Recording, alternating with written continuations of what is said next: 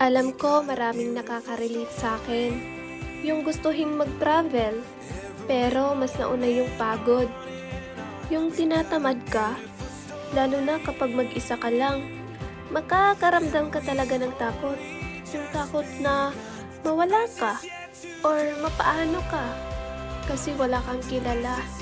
Alam nyo ba dati, ang tamad kong gumala at lalo nang mag-travel mag-isa, sobrang takot ko.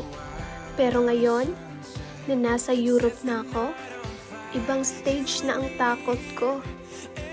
Yung takot na sobrang kaba, na may halong excited at saya.